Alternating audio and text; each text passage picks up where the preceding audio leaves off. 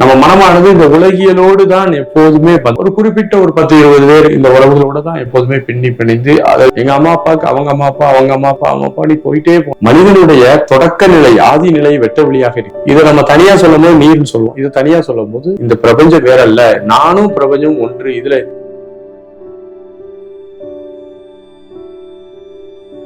இது தியானத்துல நீங்க டீப்பா பழக பழக தியானத்துல தன்னையும் மறவாது ஒன்று நினைக்காம இருப்போம். இங்க எப்படின்னா அடுத்த ஸ்டேஜ் தன்னை வேற பிரபஞ்சம் வேற இல்லை, நான் வேற பிரபஞ்சம் வேற இல்லை, இரண்டு பிரிச்சு பார்க்க முடியாது. எல்லாம் ஒன்றாக ஒரு உணர்வை கொடுக்கும். அப்படி ஏகாந்தமா ஒரு உணர்வை கொடுக்கும். தியானத்திற்கும் சமாதிக்கும் ஒரு சின்ன வித்தியாசம் இருக்கு. தியானங்கிறது தன்னை மறக்க மாட்டோம், வேற எதையும் நினைக்கல, எனக்கு எந்த எண்ணங்களும் வரல, ஆனா நான் தன்னையும் மறக்கலைங்கிற நிலையில இருப்போம்.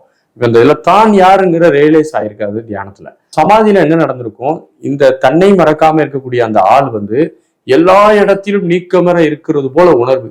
ஓகே, இது நான் வேற பிரபஞ்சம் வேற இல்ல, எல்லாம் ஒண்ணுங்கிறத பிரிச்சு பார்க்க முடியாத இரண்டரை கலந்த ஒரு நிலையாக சமாதி அனுபவம் இருக்கும். ஆகவே சமாதி அனுபவத்தை இந்த பிறவில எப்படியாவது நம்ம பெற்றுவிட வேண்டும்.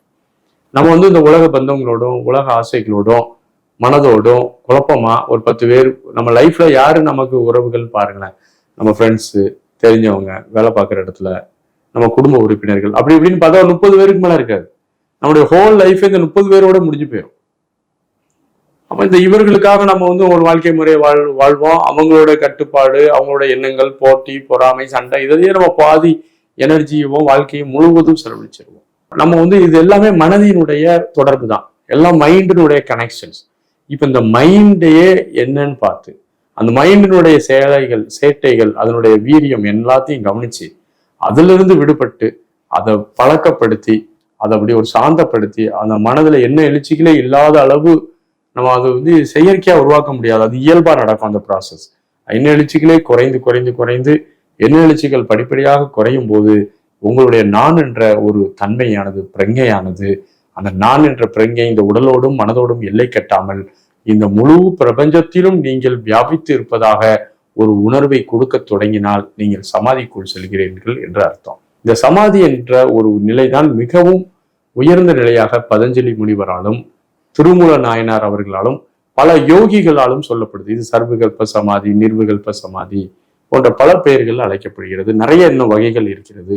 புத்தர் பெருமான் ஒரு மனிதன் கொஞ்சம் எழுச்சி குறைஞ்ச நிலைய கனக சமாதின்னு சொல்றாரு, தொடக்க நிலை சமாதிங்கிறாரு.